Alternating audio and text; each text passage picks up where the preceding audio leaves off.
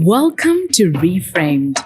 Join us as we explore the concept of redemptive business in our unique context on the African continent.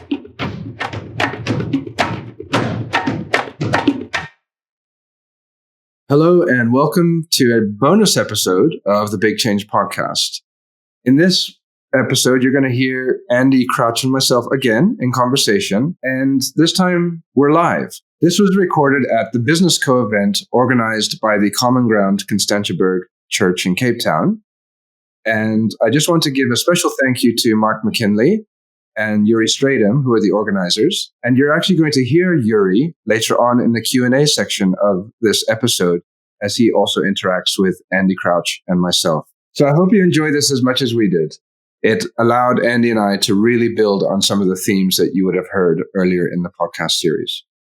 All right. Good morning, everyone. A warm South African welcome to Andy. In a way, a lot of what we're here to talk about today is how we as Christians contribute to significant change in our context. Now, for some in the room today, that may be, we're just interested in seeing change in our family. We're just interested in seeing change in our local church or local community.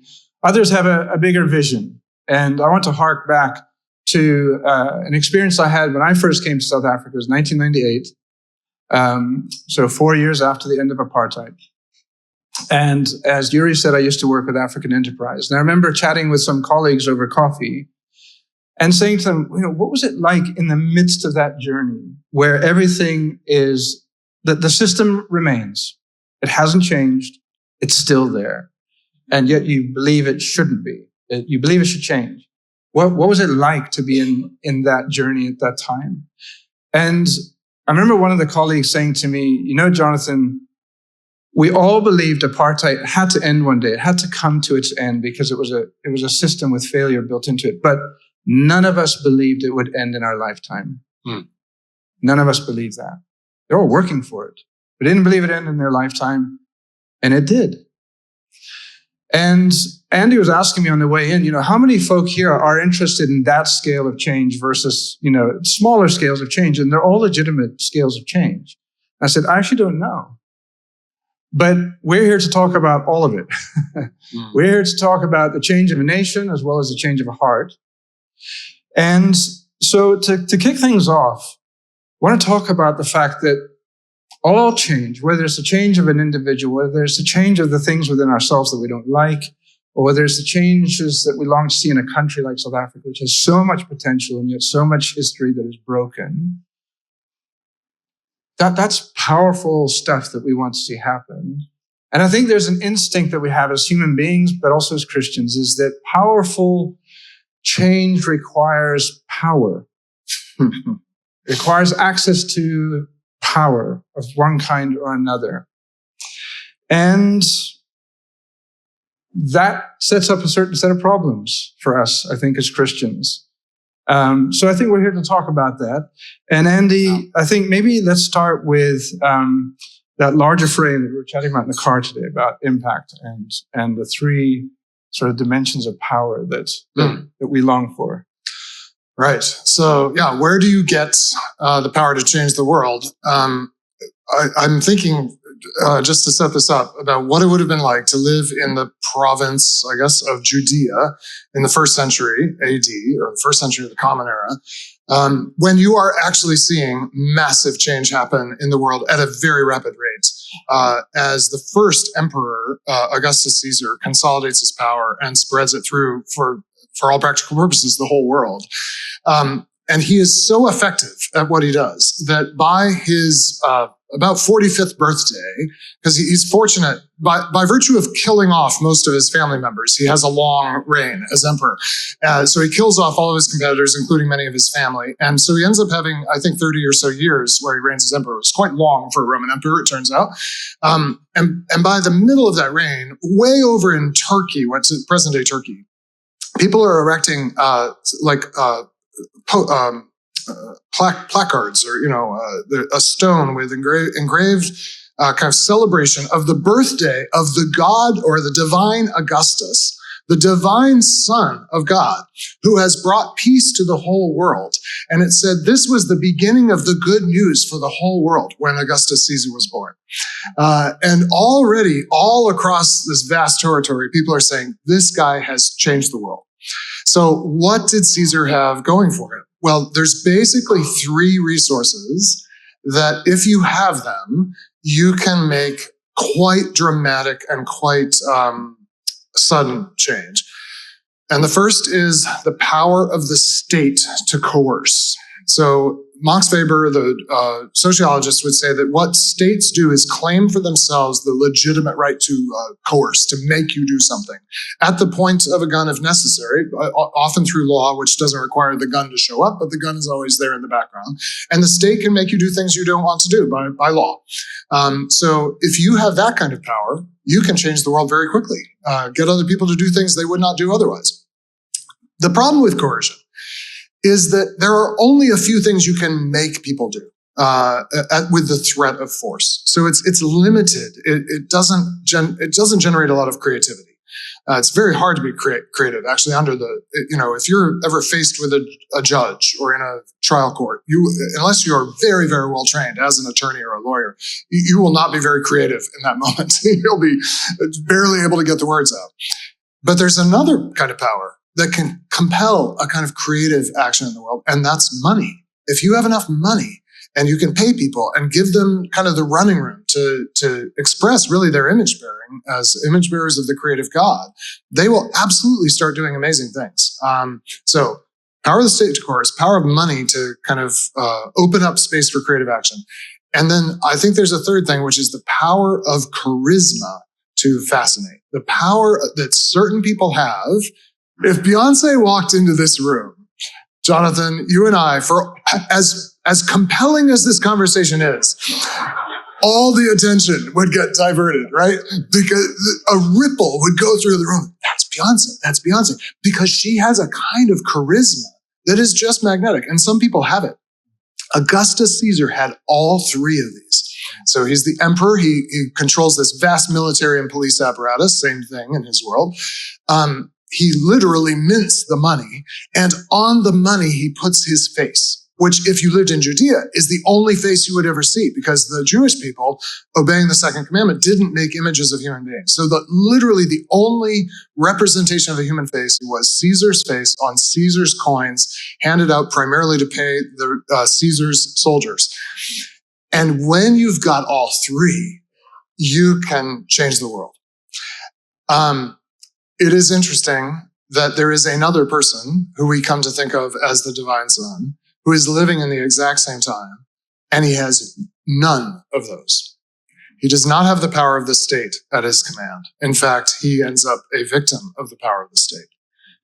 He doesn't ever seem to have really depended on money. He certainly didn't have a lot of it. He entrusted the care of the money, apparently, John tells us, to one of the least reliable disciples. So it seems like he didn't. There's a moment when they ask him about paying the tax, right? And Jesus has to say, well, does anyone have one of those coins? And then when they bring it, he's like, who is this on the coin? Which is a crazy question. Whose face is this? Everyone, there's only one answer to that question. Everyone knows whose face is it. And Jesus acts like he's never even seen a coin. And his face has never been, we have many, many representations of Jesus from the Christian tradition, but none of them are a likeness of Jesus because his face was never turned into an image. And Isaiah says that if he walked into this room, he would have no form that we would desire him, no comeliness that we would be attracted to him. We would not even probably notice.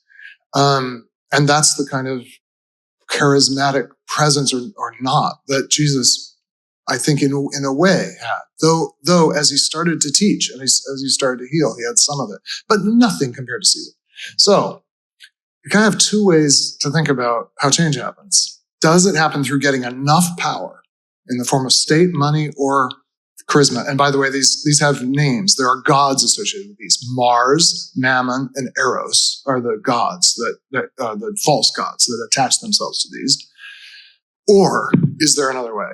So that, I don't know if that's quite what you were looking for, but that's how I think about these things. Absolutely. And I think for anyone in this room, including you and me, a key question to ask ourselves when we want to see significant change happen, when we desire change, and often those are desires birthed in us by God. We have to ask ourselves, or we will, let me think how to phrase this question. Well, to put it as a question, to put it as a fill in the blank statement, if only this could happen, if only I could have that.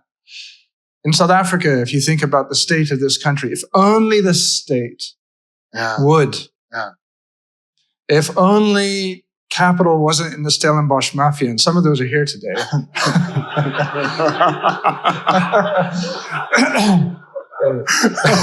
Would the members of the Stellenbosch Mafia please rise? Or charisma. Yeah. A leader who just we could all look to. Yes. Just go, that's the man, that's the woman for the hour. So we need to ask ourselves, because these are longings of our hearts. These are where our affections lie. And James says, in very frightening words, you adulterous people. And I think these questions reveal where the affairs of our heart lie. So before we get to more good news, Andy, let's dig a little deeper into the affairs of the heart. Sure. And I think it'd be great to hear you talk a bit more about Mammon, the god of Mammon. Yeah, Mammon. Yeah, specifically. Well, Jesus says something very interesting. You cannot serve God and then there's actually an interesting fill in the blank there. In many English Bibles, it will say money.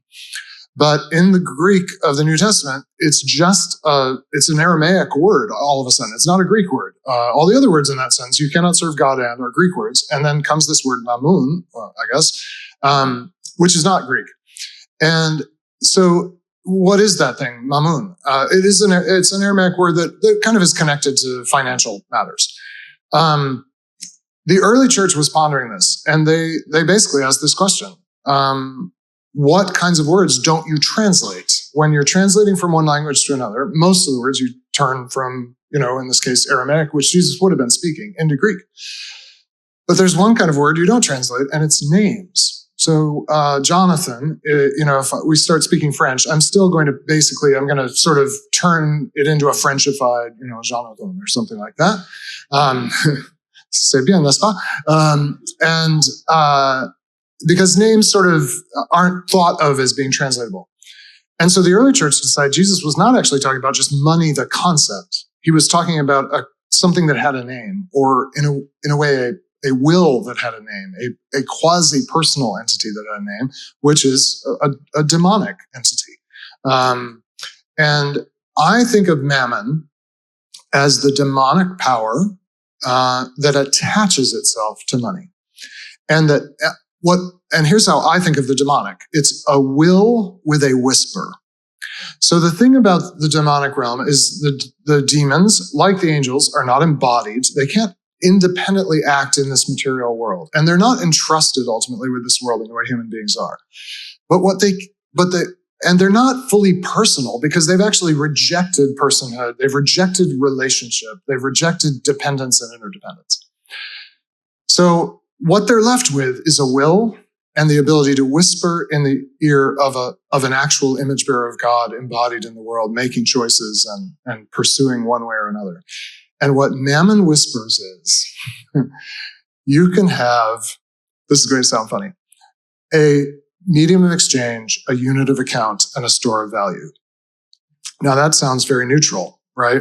That is literally the economic definition of money, a medium of exchange, a unit of account, and a store of value. But what Mammon says is you can have power that is countable, fungible, and storable. Power that you can count. Money is power that you can count. You can know how much of it you have. Most forms of power, you don't know how much you have. How much power do I have today in this room? I'm not sure. I mean, more than zero. But I don't know how to count it. But I can know how much money I have, so it's countable. It's exchange. Fungible is just a fancy word for exchangeable. You can trade it for other things. Caesar can only be Caesar in the Roman Empire. He can't suddenly become emperor of Persia. You can't trade power. If you're a founding partner at Third Way Capital. You can't suddenly become a member of the Stellenbosch Mafia, let's say, just by deciding you want to trade today. They don't want me. But money is a medium of exchange. You can trade it for something else you want. And in fact, anything you want. And then storable, that's the store of value part, power that you can save for later. You can decide when to use it. You and I have been given power, about half an hour of power here, to shape our imaginations in a room. But then that's over. And we can't say, oh, actually, we're going to do this at 11 a.m. today, or we're going to do it next week. We have to use it now. You have to use power in the moment. But money you can save up and use it some other time. And what Mammon whispers is, wouldn't you like to arrange your whole life around being able to count your power, change it for anything you want, and save it for later? Which is actually an invitation, I think. Now, there's a role for all these functions of money. But that whisper is actually inviting you to step away from the risk of using your power today in the way that you can today, and to start dreaming about a time when you've stored up enough, when you can trade it for whatever life you want. It's basically an invitation to fantasy. And Mammon steps into this useful system of money and distorts our imagination about what we would do if we had enough of it. And I believe it's the most powerful force in our world today. I think it actually exceeds the power of the state. I think that charisma and fame get sort of caught up in the power of Mammon. And I think Mammon is in many ways running the show. It's not that, we say, well, money's neutral, and it's kind of true. But just one more thing about this. There's a really odd thing. Can you serve God and Caesar? Can you serve God and Caesar? Well, Jesus has actually also asked that question. And in the form of the tax, they bring him the denarius. They say, should we pay the tax? He looks at it, he says, whose image is this? And they say, it's Caesar's. And he says, well, give Caesar's what's Caesar's and give God what's God's. Which is basically saying, you serve Caesar with Caesar's stuff and you serve God with God's stuff. Or more precisely, you serve Caesar with the things that have Caesar's image in them, which is his money. Sure, give it back if he wants it. But where is the image of God? It's in people. So you do not render people to Caesar, even though that is in fact what the authorities will do. They will hand over the image bearer of God to Caesar. They'll render him to Caesar in the end. You don't confuse them, but you serve them in their own domains. Now, why would he say that about Caesar, the false god who's oppressing the people of Israel? But then when it comes to money or mammon, he says you can't serve both. You've got to choose between the true God, who every day gives you a way to encounter another person or other persons, and in love respond to them with the power of the Holy Spirit and act in the moment, not fantasizing about the future, not storing it up for another time, but like acting creatively today. Or you will serve this demonic whisper in your ear that says, if you just had more, if you just subordinated personal relationships to your relationship with money, because that's what the demonic always wants you to shift your focus away from persons onto kind of stuff, idols that will secure you. You can't serve both. So you have to choose. So it's a mechanism in our world that is perhaps we're most vulnerable to, because we are people who desire solutions that make life work. Yes, we do. And this is appears to be one of the most straightforward ways to do so. It is. But it's always a mirage out on the horizon. Like if we just had enough, and I mean, but you scale it all the way up to billionaires. Which I think now it's so interesting. When I was young, a millionaire was what you ascribed to be. Now we have 1,000x on top of that, and now you are not really, able to make a difference in the world. And there has been some inflation, I admit, but not 1,000 times. And this is how all idols work: is you think, if I just get enough of this, I'll be able to make a difference. And within a single generation or a single lifetime, the amount you need to make a difference, allegedly, is 1,000. But I will tell you, those people who have that level of resources still feel quite like they don't have enough, still are looking for the lever, and you're constantly chasing the lever rather than learning dependence on God, learning the kind of creative power of the Holy Spirit, working in the world you're actually in. All demonic kind of lures you into this world where it'll be different. And we think if we had money, that would And retrospectively, we tell stories about how it made the difference. Yes. But that doesn't mean you can replicate the magic again. Yeah. So let's shift gears a bit and talk about another instance idol that we face. So we're going to stay with the bad stuff for a while. I'm going to speak to my days as a management consultant and even what I do now in Third Way Capital, where in the commercial sector, technology is everything. Yeah. Everything is about a tech-based solution. And if you want to raise money to deploy in Africa and you're trying to raise it, I don't know, for agriculture, for example, good luck. But if you can raise money for AI in Africa, you might get some. And there's just such a strong sensibility in the West, especially, that if you just have, again, if we could just have what X, fill in the blank, if we could just have the right technology, we'll unlock a solution.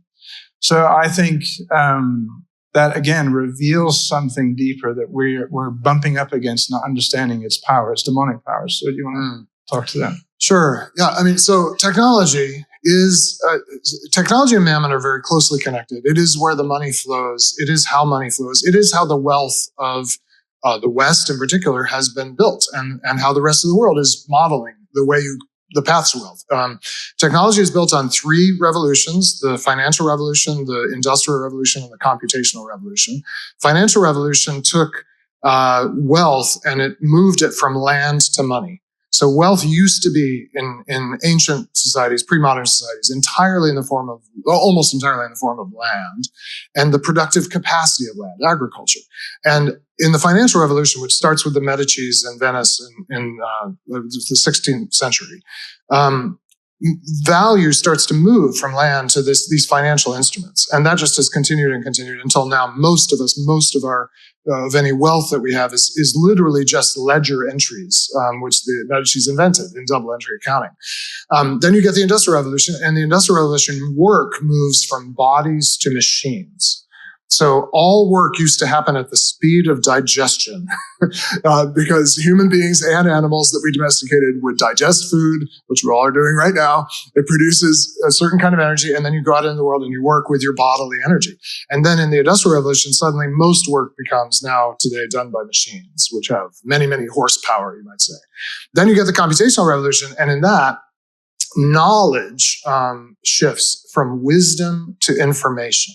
So pre-computational revolution, how do you know things? You go to those who are wise. You go to people who have wisdom. But now you go to YouTube. You're like, how do I do this? People that used to ask their parents, how do I do this? Kids now do not ask their parents, how do I do this? They ask YouTube, how do I do this, right? What's interesting about these three revolutions, this is the stack that on top of it is what we now call modern technology. It is the reason for the GDP hockey stick of the so-called developed world. But what is each of these doing? It's a trade from personal to impersonal power. So when you were working the land, that was usually embedded in family and clan and communal systems that relationships mattered. You had a relationship with the land. When you just have money is like the ultimate unrelational value mechanism. It doesn't require, when I go into a shop and I pay, especially with a card, or I just wave my phone at the reader, which is what I do now, the other person, I don't have any relationship with them and I can still get something done. Work shifts from bodies, human beings and the animals that they care for, having to have a relationship and get things done. Now the machines do it. That's impersonal power. And then wisdom is personal knowledge, but information is computational, right? So the dream of technology, and it has worked in important ways, is to get things done impersonally, is to get things done without relationship, without interdependence, and just sort of, it kind of happens on its own. And so this is connected to a dream in especially the West that I would call magic, which is instant, effortless, impersonal power.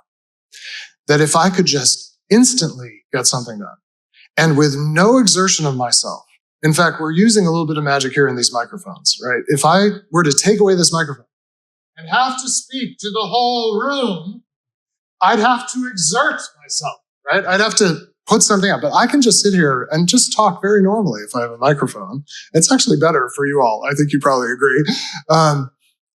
But every time you go for instant, effortless power, you are doing something that eliminates or limits the role of persons, because people don't operate or change instantly.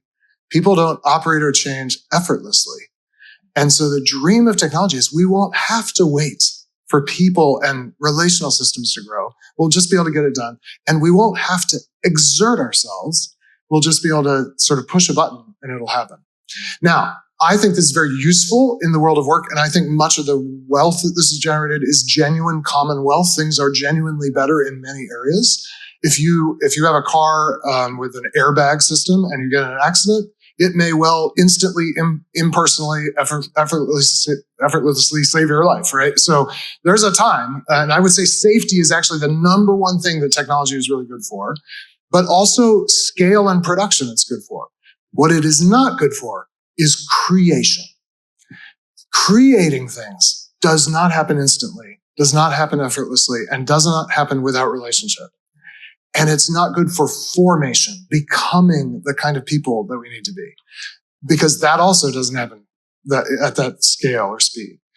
And the problem is we've let this dream of magic kind of colonize, not just, it's taken over work, which in many ways it relieves human beings of drudgery, and it allows us to scale things. I think that's all good.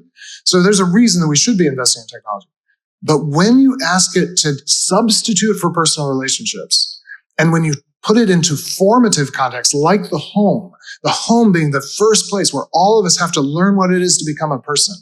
But now we all just get to push buttons and make things happen, or swipe our finger, or watch a screen.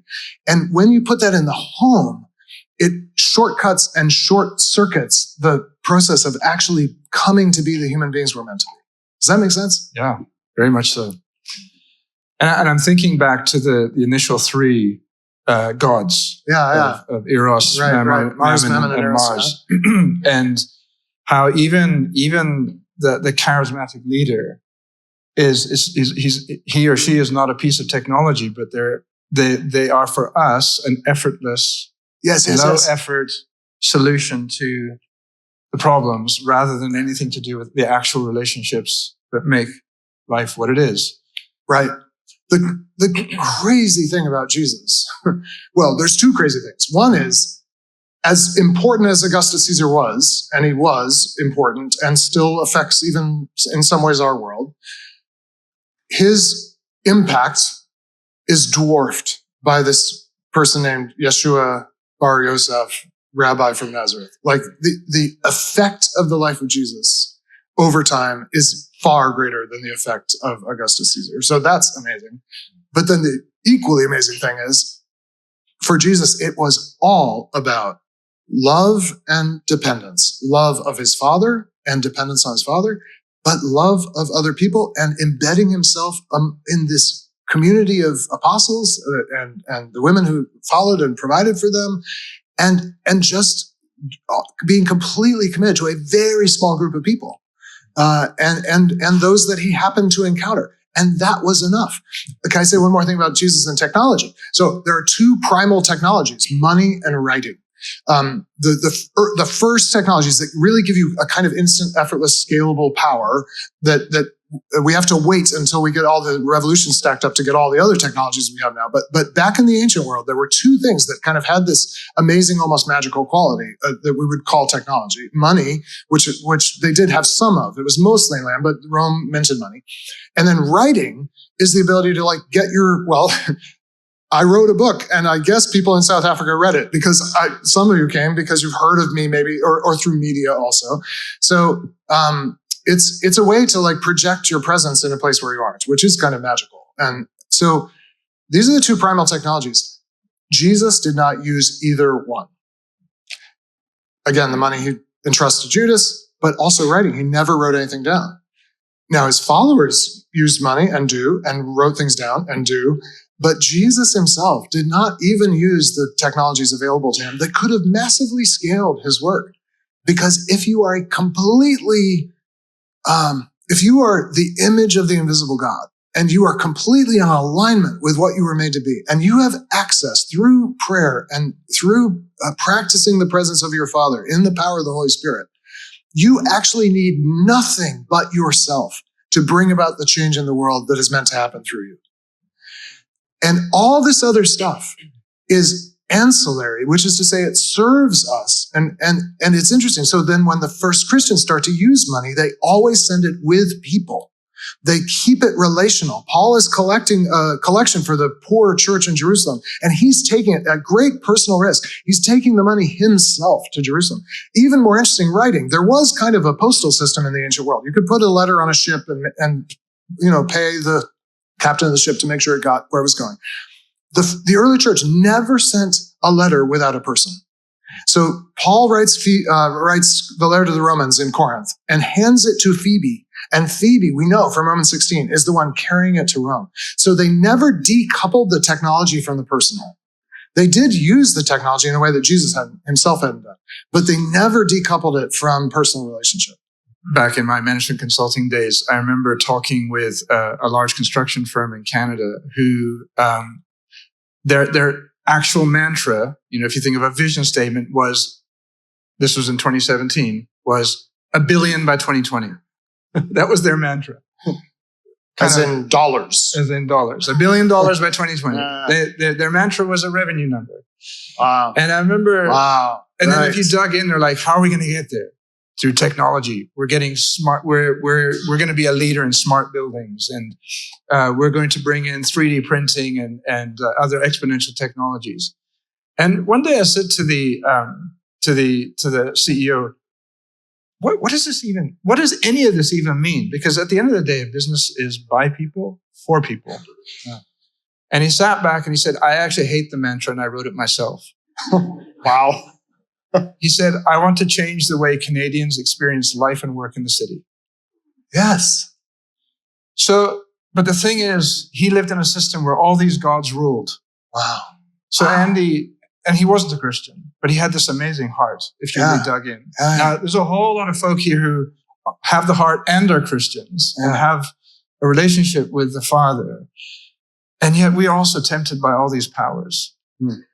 How do we become people who are not vulnerable to these powers and who act in the world in a way that these powers are no longer the gods that they have set themselves up to be? Well, I'm sure there's many answers, and it's a renovation of the imagination. And how does that happen? I mean, it's partly through steeping yourself in the story of Jesus and just allowing yourself to be just continually surprised and taken aback and troubled even by how he did things and what he taught. But here's what comes to mind, or what came to mind as you asked that.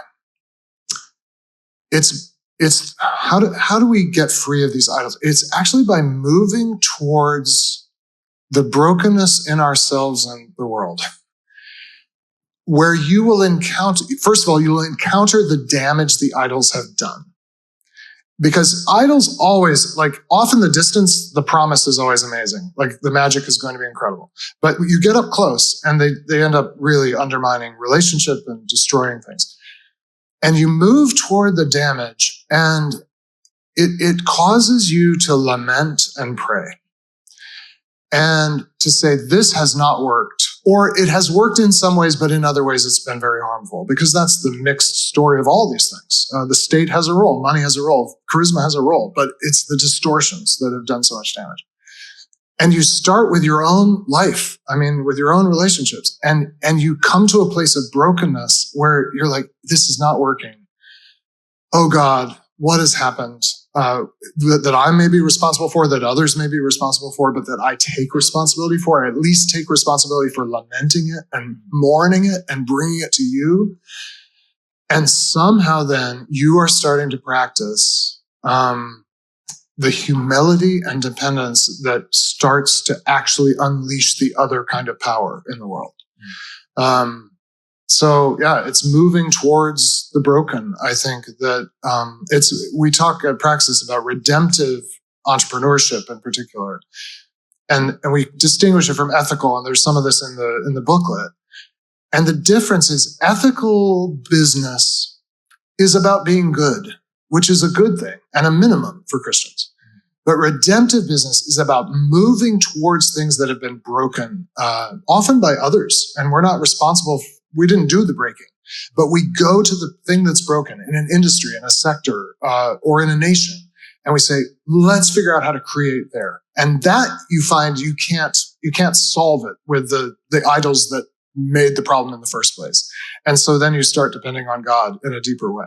But I just think it's really important to get to a piece in your thinking, Andy, a piece that in a sense is meaningful to me because I feel like God has forced me to learn the things that you talk about. And that is that the very thing that we seek to acquire power. And yet in the praxis model, you talk about an I sacrifice, we win model, in which in a sense you're relinquishing power. Right. And I'd love to hear folk here to hear more of what you have to say about that. Sure. And I can do it pretty quickly, but to live it out takes a long time, but to describe it very quick. So a lot of the world works on the game called I win, you lose. I win at your expense. It's so-called zero-sum game, where if I get more, you get less. And then arises this vision, so that's the exploitative world. The ethical world says, no, I win, you win. We play a game where we both win. And that sounds better, and it is better. The only problem is it only works in already functioning systems. If you live in a neighborhood, or you live frankly in a country, or you work in an industry where there's good, well-established rules, rule of law, we might say, or best practices, or generally accepted accounting principles, or whatever, and everybody plays by those rules, you can have win-win encounters, and that's a good thing. What do you do when you're in a system where if you try to play win-win, you're going to end up in lose, I win, you lose, and you're going to lose? Because there's some industries, and there's some nations, and there's some times in history when it's just not possible to play the win-win game. How do you repair the broken? That's a third way. Now, when you say that, I win, you lose, I win, you win, what's the alternative? What's the third possibility? Most people say, I lose, you win. Would you like to play that game? You're like, I don't want to play the I win, I lose, you win game. And the amazing thing is it's not how it actually works. So at Praxis, we call it I sacrifice, we win. So this was the way of Jesus. To the utmost, it was the way of Jesus, where in broken settings, if someone will give up grasping what they're trying to win and will empty themselves, and sometimes literally, but sometimes metaphorically, take on the form of a servant, it actually disrupts the system of exploitation in ways that mere ethical action would not. And what it creates, it actually binds people together. When someone voluntarily empties themselves of power, suddenly there's a possibility for us to be reunited and reconciled to each other. And what comes out at the end is not one party loses and the other wins. It's we become a we. So the first two are individual, like you and me, and either we both walk away happy or one of us walks away winning and one losing. But if I sacrifice at the right time in the right way, I bind myself to you such that when the good comes, we are now bound together and we both get it. My sacrifice doesn't end up at my expense. So obviously, ultimate example, Jesus emptied himself all the way to the point of death, now raised above all things so that every knee will bow. But that's not at our expense and it's not at his expense. He's brought us into the story. We're now part of it, but through sacrifice.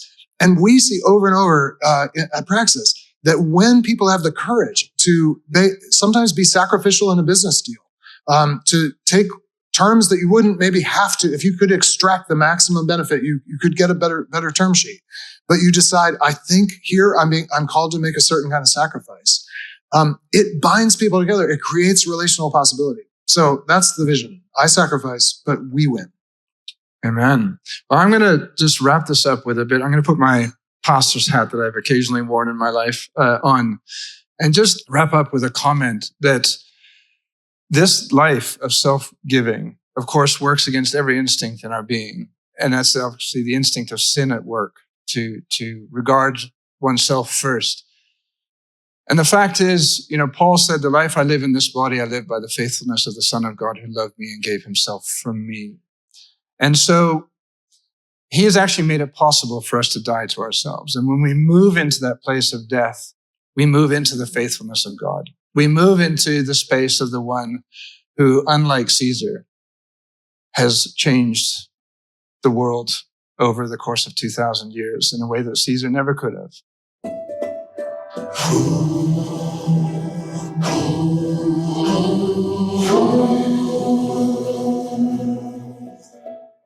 If you've been enjoying the conversation so far, please rate us 5 stars on your favorite podcast streaming platform. So this came up on our table, a question around boundaries, and in particular the various practices that are Sabbath-like or that are practicing the Sabbath as a way of countering these idols of power. Love to hear more of your goodness, yes. thoughts around that.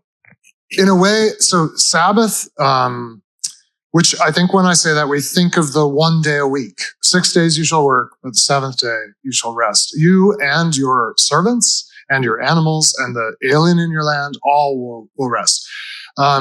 There's more to Sabbath than that, but it starts with that rhythm of 6 days of work and 1 day of rest. And it is actually, in a subsistence agricultural world, a huge sacrifice, not just for you and perhaps your family, but those who work on your farm, who work the land, or the aliens in the land who are just there for work, to actually say, no, we're going to make rest possible for everyone. It is a practice of giving up a day when you could be producing, right?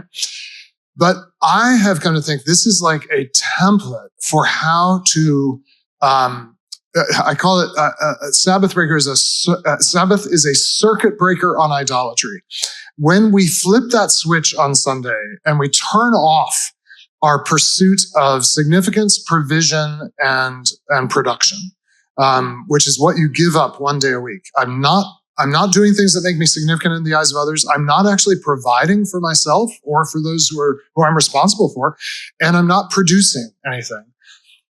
1 day a week, if you actually observe this, is enough for you to realize, oh, I've been chasing mammon.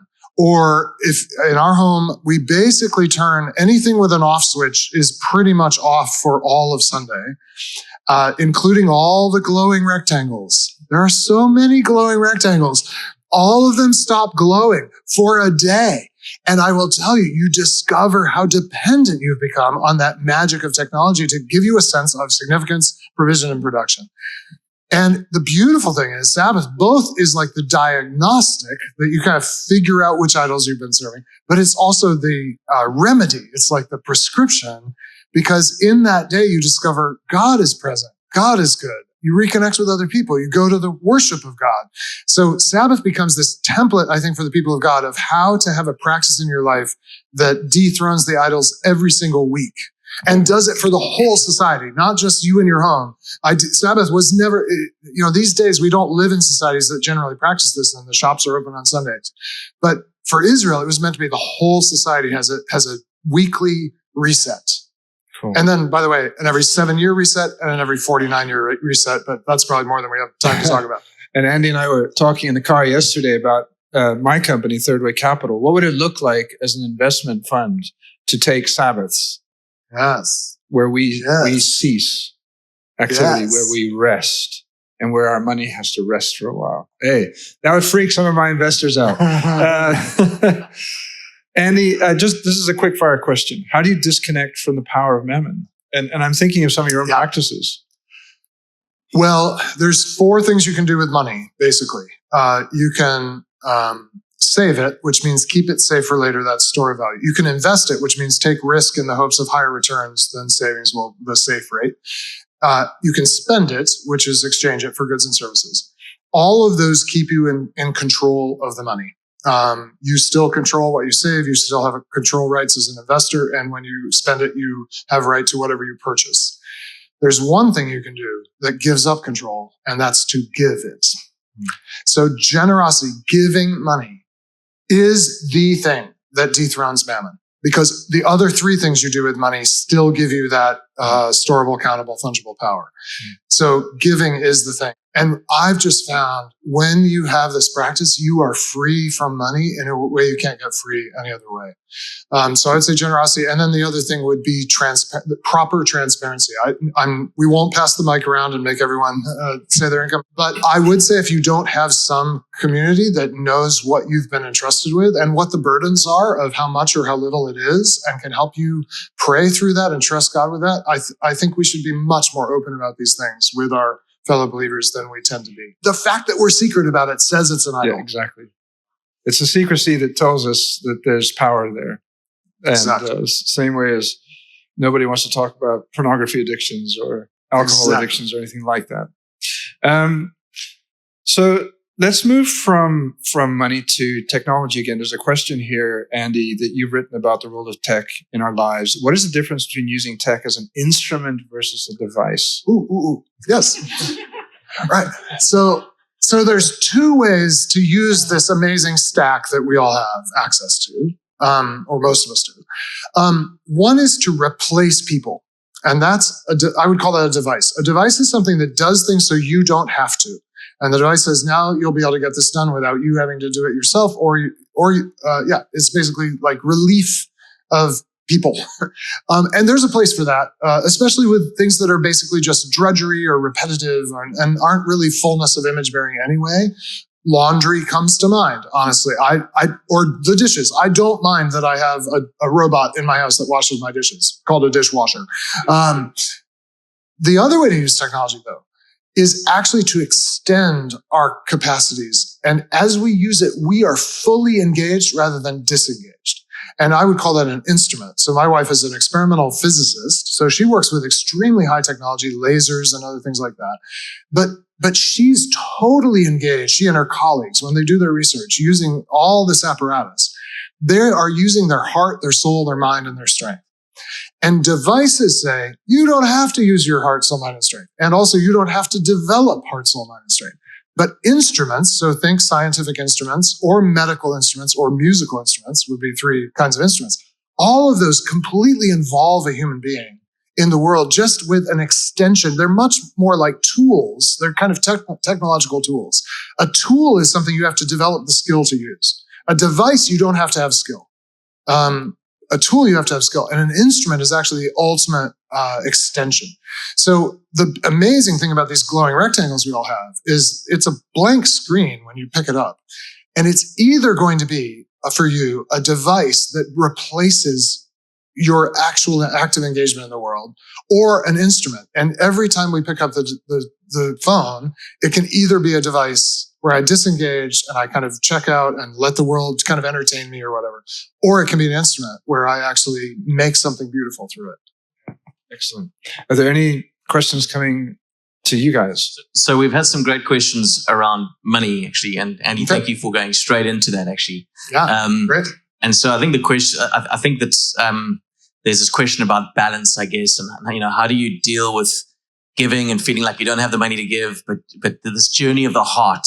Yeah. So maybe there's a question, I think, just to segue to, how does one start on this journey of giving, and build the muscle around it. You start giving.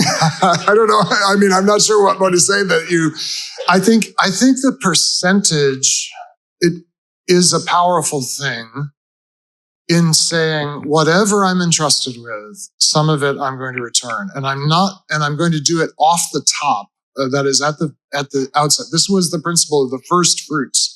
The first lamb is born. And how many more lambs will there be? I'm not sure. But the first lamb is dedicated to God. And sometimes literally sacrificed in the sacrificial system. The first fruits come in. Oh, we finally got a harvest. How much more harvest? Depends on how the harvest goes. But instead of, I've got to store this because I at least know I have this. No, this gets given first. So giving first and percentage of, say, income is a way to just structure that. And I would really say, I don't know. I don't want to speak to other economic systems. In the U.S. context, I pretty much believe every Christian should work their way to 10%. I think there's some kind of threshold there. It is also a biblical number, though. insisted on, I don't think. But if you're not there, start with 1, start with 2. If you get to 3, you are above the median giving, at least in my country, of what prosperous people give. Because in the United States, the richer you are, the less you give as a percent of your income until you get to the very, very wealthy, and that goes up, which is the power of mammon, that as people get more wealthy, they feel like they can give less away. And our median line is 2.5%.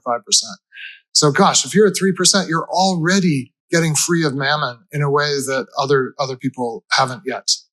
But I would keep going.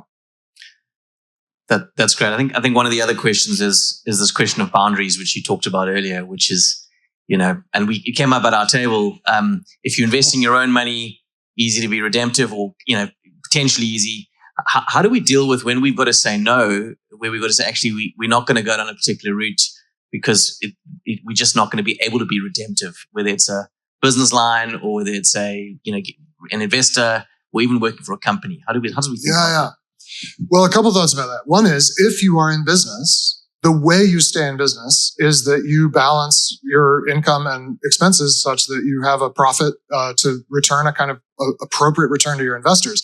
So the sacrifice can't be that we operate at a continual loss in business. So the business will end, and then whatever good you're creating in the world will not continue. So this is not about not operating profitably. What do we do when, how do we have the right, how do we know what to sacrifice? And, lots of people will have ideas of things you should sacrifice. Every negotiation, the other party has lots of things they'd love for you to sacrifice. I think Jesus is an amazing model of this. Jesus lived a life of sacrifice to a level that few of us in this room even can imagine, like the dimensions of surrender in his life.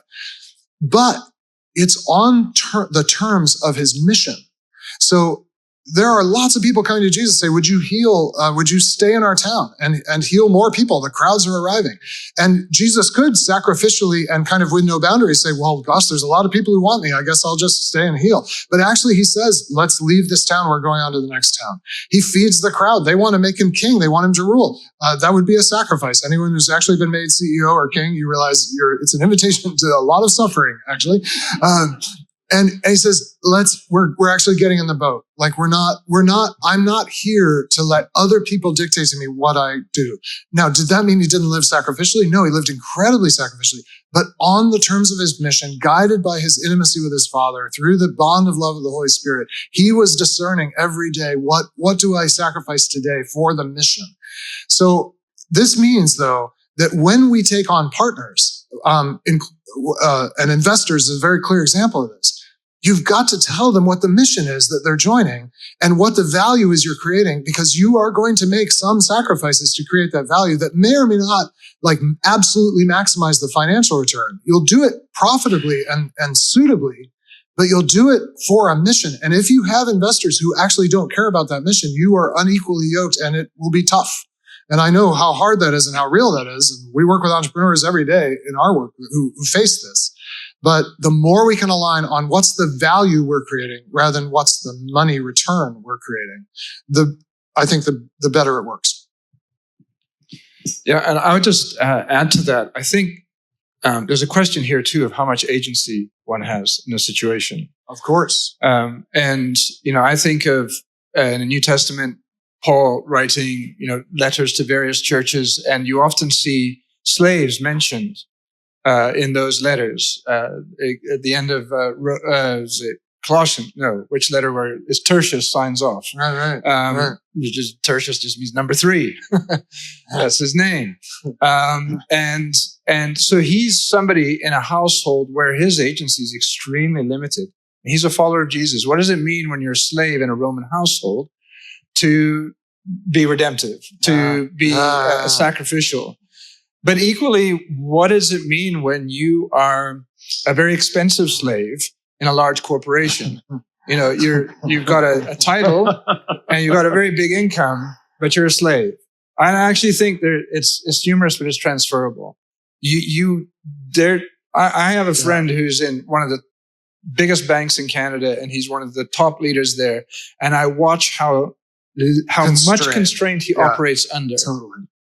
And so I think we are going to, in situations where we have limited agency, we have to trust that God is accounting for what we can't do and accounting for the compromises we find ourselves in, but not by our own choice.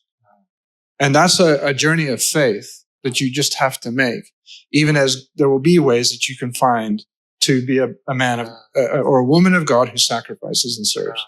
And it kind of segues, John, on this question. The question was, Andy, please repeat the line about if you complete. You don't have to repeat it. I'll repeat it. If you completely bear the image of the invisible God, you don't need anything else to bring about the change that you're meant to. And I think in that kind of situation, isn't there something about looking, what has God put it? What has He given you agency over? What can you do? As opposed to, focusing on the constraints that you have to operate in. Yeah. It is very hard. It's very hard for us to believe that we are enough with Christ. There's a prayer that I was taught to pray years ago that on a morning like this, when I'm coming into a room where I hope I can be helpful, but it's very intimidating and I don't know if I can be. And so over and over, I've learned to repeat these three phrases. There is another who lives in me. There is another who completes me. There is another whose righteousness is mine. And as I'm getting up in the morning, I'm rehearsing. There is another who lives in me. There is another who completes me. There is another whose righteousness is mine. I remember I worked at Harvard University, a place of great power, for about 10 years. And I had occasion sometimes to go into very intimidating rooms of various kinds. And as I walked into the room, under lots of constraints, I didn't have a lot of agency in that place, but I had a role and a responsibility as a chaplain, basically. And I vividly remember walking into this one meeting, just on the steps down to the basement where the meeting room was. There is another who lives in me.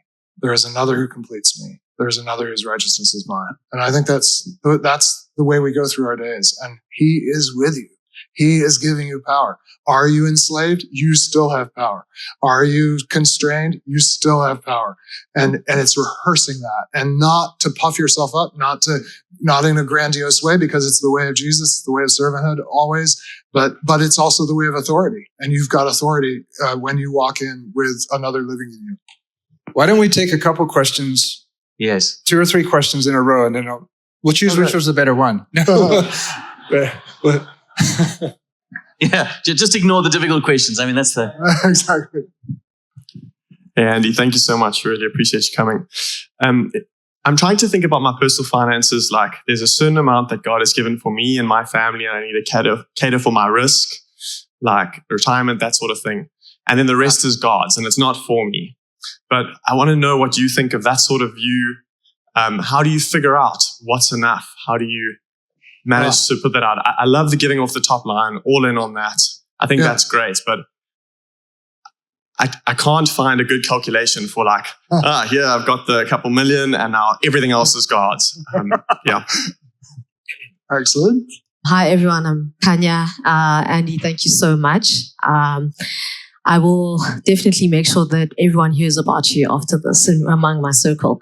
I just wanted to find out what your thoughts are. I know you've spoken a lot about power in the form of money, but power in the terms of people having relational capital and, their own reputation and a name, basically. Yes. And what is the wisdom around using that, right, to actually, benefit people around you?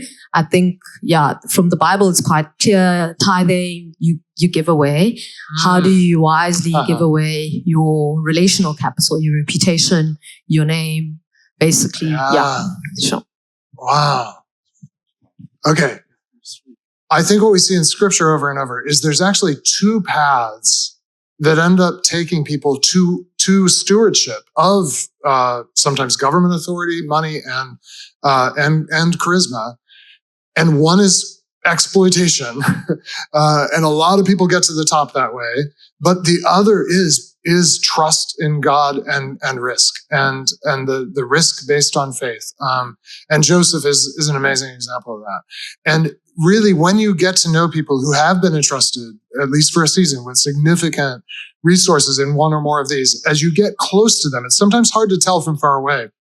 But if you're backstage, you can quickly sense either this person has gotten here by being incredibly self-promoting and absorbed and grasping and like a Caesar murdering his family, or you find people of incredible holiness and faith in those positions. And I found it's hard to guess from a distance, actually, about many, because everyone looks pretty good, in those positions has gotten good at playing a certain part. But some of them, it's real. And yes, for us, the only option is to trust God and see what we're entrusted with. And that leads maybe to this, to both questions about, so how do I steward what I've been given? And maybe the word that comes to mind that hasn't come up in our conversation is risk. So I feel like the call of my life as a follower of Christ is to stake everything in my life on the idea that what Jesus taught is true and that his life is the way to life. And that means in the world as we have it, that I am constantly going to be, in a sense, wagering. I'm going to be placing a bet in a way on what will matter in the end. And I should be taking everything entrusted to me, all my money. I don't tend to think of it in the two buckets. I'm sorry, the brother asked the question. Yeah, thank you.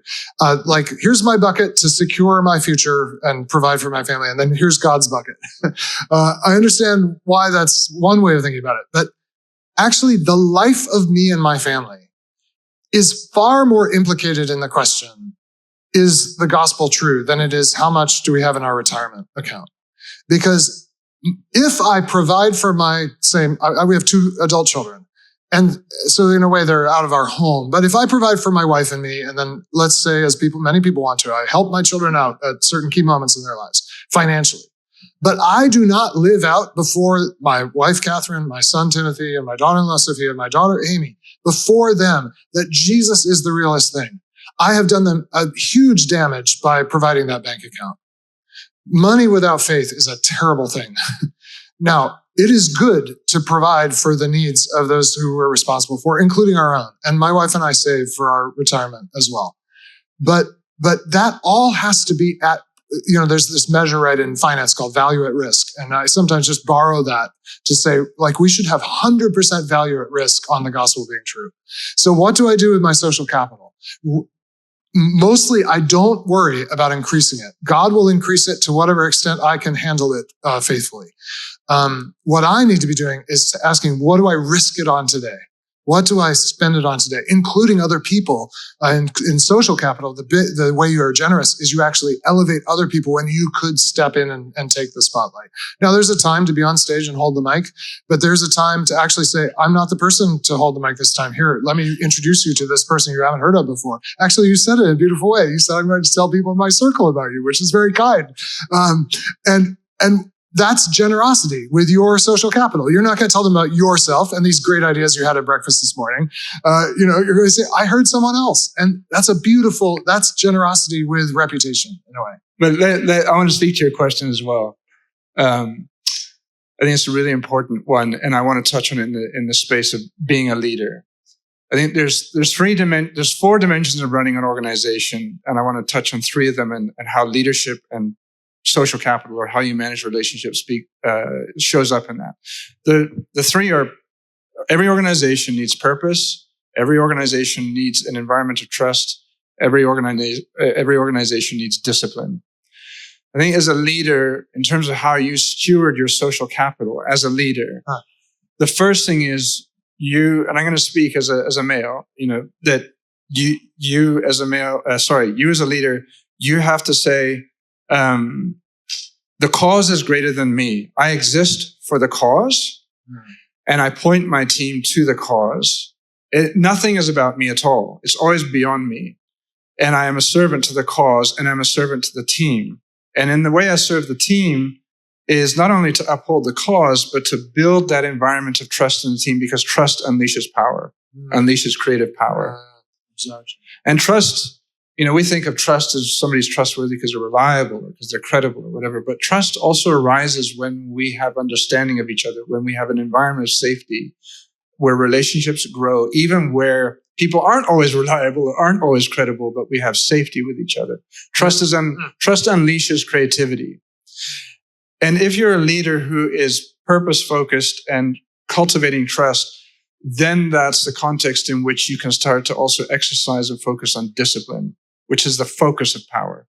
It's the appropriate utilization of power. But I think too often business leaders go to that first, discipline. We're going to make stuff happen, make it work. And so that would just be a couple comments I'd add to that.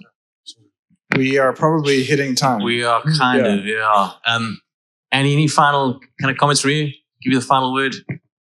Well, the final word is always thank you to God and to those in this room, and but above all to God. I am so grateful for having had this morning with you all. Thank you. Well, it's been a pleasure to bring you a bonus episode of the Big Change podcast series. And I really hope that this has been a series that has built you up and has equipped you to pursue big change in your own world. And may God give you grace as you continue to do so. From me, Jonathan Wilson, goodbye. Thank you for joining us. This episode of Reframed was brought to you by Ziwani, a community of business leaders who partner together to live out their kingdom calling in the marketplace within Africa. Ziwani is a Mergon initiative. To know more about us, visit our website at ziwani.com. That's ZIWANI.com.